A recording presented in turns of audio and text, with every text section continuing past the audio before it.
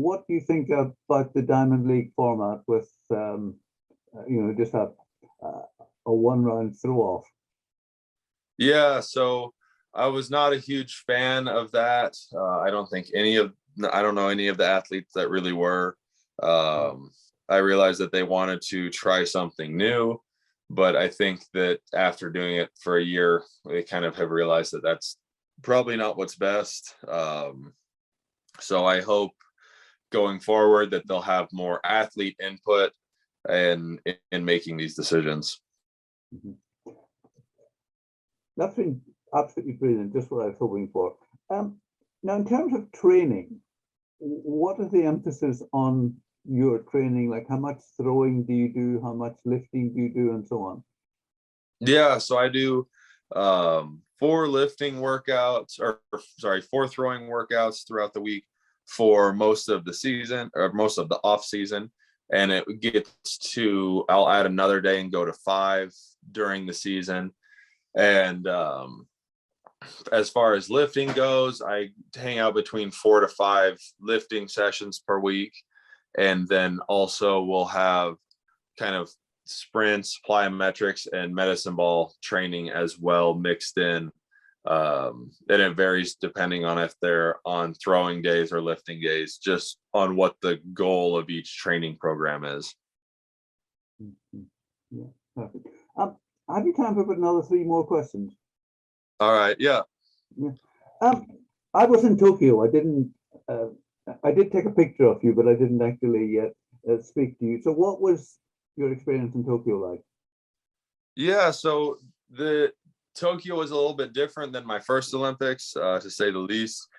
It was more stressful, just trying to manage really the situation that was out of the athlete's control, which was just the COVID testing, with the main goal being, I hope I get to compete and I don't get pulled from the competition by a positive COVID test. So I think it was just had a different feel to it. I know the thing that really sticks with me is walking out of the tunnel to the competition venue for the final. It was like just had the biggest sigh of relief was walking out, because I knew at that point that there was no way that because of any COVID test I could get pulled. The competition, I was out on the competition venue, and so at that point they would let the competition finish.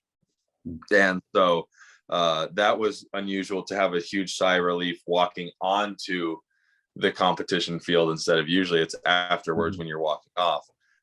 So that had definitely a different feeling. But the main thing was I was just so glad to have the Olympics, and after what we had in 2020 in the spring, with the thoughts of, it was the Olympics postponed, is it going to be canceled? And so the main goal was just, please still have the Olympics, even if it's postponed, just don't cancel it outright. So I was just extremely happy to have the opportunity to compete in my second Olympics. A friend of mine who got a medal said I was fine competing in an empty stadium, but as I stood in the podium, I just looked around and said, there's absolutely nobody here to see this. Yeah, I don't know. For me, it wasn't extremely impactful not having, there was still a few people there. It wasn't completely, and then for me, knowing my so many friends and family were at home, and I'd had the opportunity to talk to them after the qualifying, or after the final, and before that they were all watching from home. So it felt like I was as close to them as I was going to be, regardless of if there was people in the stadium or not, knowing they were watching from home. You had to prioritize being world champion, being Olympic champion, or world record holder. How would you do it? Yeah, so I would put the Olympic champion and world record holder pretty much side by side. We had this question yesterday. I work as a volunteer coach at the University of Arkansas, and so I was working with the athletes, and they were asking me the same question.